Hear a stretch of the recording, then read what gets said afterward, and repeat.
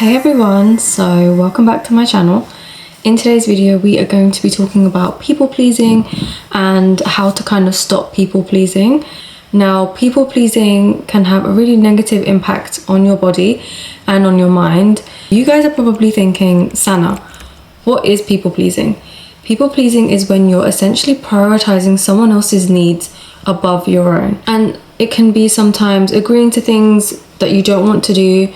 Like, for example, if your friend says, oh, I actually want to go out today, you don't want to go out today, then that could be a form of people pleasing. If you're the type of person that tries to avoid conflict at all time, that can really make you into a person that people pleases a lot, because you don't like conflict and you don't like to confront people and you're non-confrontational.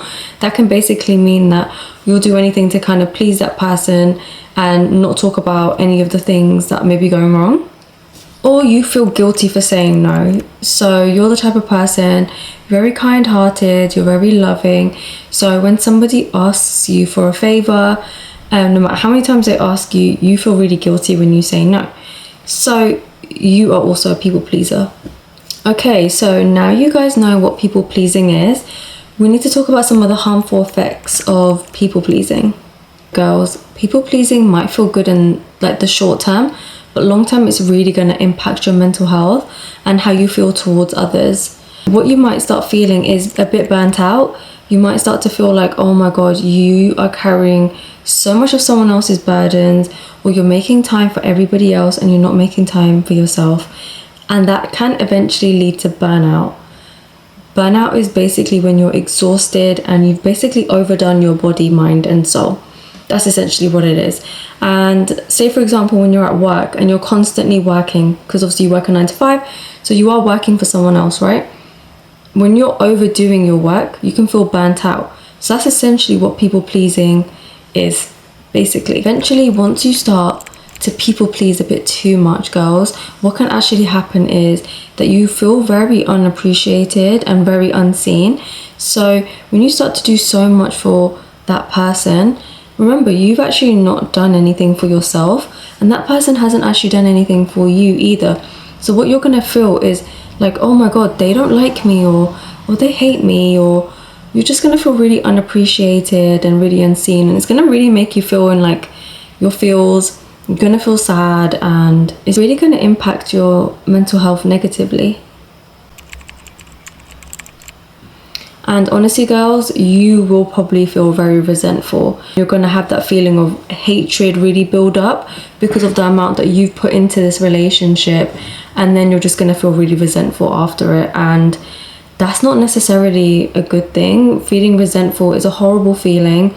You want to be in your feminine energy, and being resentful is just not, it's just not that feeling, guys. You want to feel good about yourself. You don't want to feel that kind of hatred and resentfulness towards that other person, because remember, they're your friend.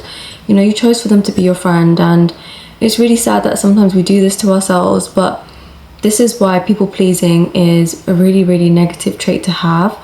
But what it does is shows that you're a really kind person and you actually really care for people and you want what's best. But sometimes you just have to pause and just do what's best for yourself first, and then you can think about others. So you're just going to feel a lot of anxiety all the time. So when you are in these spaces, so when you've said to someone, oh yeah, I'll come with you to that event, or I'll come with you for this party or whatever it is, you're literally going to feel like, I'm here, I didn't want to be here in the first place, and now I just feel so much anxiety over it, like I don't even know what to do, right? And yeah, it just sucks. It really does suck, and it's gonna make you feel so much anxiety. It's gonna make you feel like you have a lot of low self-esteem around those people in those situations. So it's just best to try and stop that people pleasing, which we're gonna go on to now in part 3. So what people pleasing is, we know how can it really affect us negatively. Now we need to talk about some steps that we can take to kind of get over this people pleasing phase that we've had for so long, right? Now we all do it.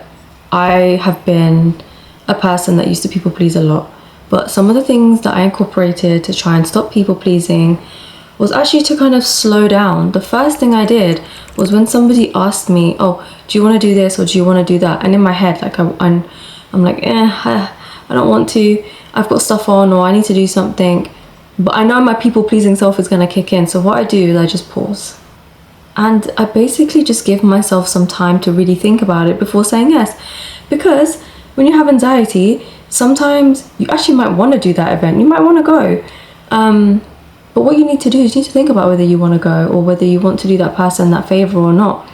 And you know, you can easily say to them, okay, you know what, I'll get back to you, I'll think about it and I'll get back to you. And that's all you need to say. They're not going to hate you for it. Trust me, they're not going to hate you for it. If they're good friends, good family members, and you're in a good relationship, that person will understand. They'll be like, okay, cool, yeah, just get back to me. It won't be that much of a big deal. We just make it a bigger deal in our heads because of how much anxiety we have and how much love we have for our people. And secondly, is to start practicing saying the word no. So if you know that your friend is about to ask you, there's a popular event coming up, or there's something going on that happens during this time of year every year, and you never want to go, start practicing saying the word no. Even to the little things like, oh, could we go for a walk? I'd really love to have a chat. But if that just doesn't work for you in your diary, practice saying the word no, because your younger self will thank you for it. Your younger self is looking at you like, please just say no. And then you're going to say no, and then you're going to feel a lot more happy about it, and then you're going to fit that time for yourself. And girls, just to add on to that last part, when you do say no, don't make an excuse. Don't say, oh, sorry, I can't. No, don't say sorry. Say, I can't come today. And that's it. It can be the smallest sentence. You don't need to just make up an excuse, or you don't need to do any of that. Just say no. It's absolutely fine. People will understand. If they don't, we can move on. Tip number 3 is to set boundaries. Now, I briefly spoke about this in my last video, so if you haven't watched my last video, do go ahead and watch that video. But when it comes to people pleasing, we have to set boundaries with people. If they're doing or saying something that we don't like, we have to kind of set that boundary and to tell people, you done something I didn't like, or you asked me a question, and I'd really appreciate it next time if you didn't ask me for these types of favors or to go to this type of event. And yeah, setting boundaries is really important. It allows other people to know what works for you and what doesn't work for you, and it also allows you to know yourself better about what you want and how things are going to work for you. And it's just a really important skill to have. And recently in my life, I've set a lot of boundaries, and honestly, I've been really happy ever since I started doing that. So I would highly recommend that you guys do the same. And last but not least is start to feel comfortable with discomfort. Now, what I mean by that is not every situation is going to be a kind and cool situation. Sometimes you're going to be in uncomfortable situations, and that's fine, because girls, that's life. Life can be hard, and honestly, that's the best way to be. Just to be okay with the fact that things aren't always going to be perfect, and that you're going to have to be comfortable with all that discomfort that's going on, and you're going to have to be able to actually say, okay, this is fine, and this is how I'm going to deal with it. And then once you get like comfortable with the idea of discomfort, then it's going to be very easy for you to say no, because you're going to actually understand that, oh, this situation is uncomfortable. I don't have to pretend like it's not. And once you know it's uncomfortable, then it's a lot easier to say no. And yeah, guys, that is a wrap for this video. Now look, I want you to know that you are not responsible for anybody else's happiness but your own.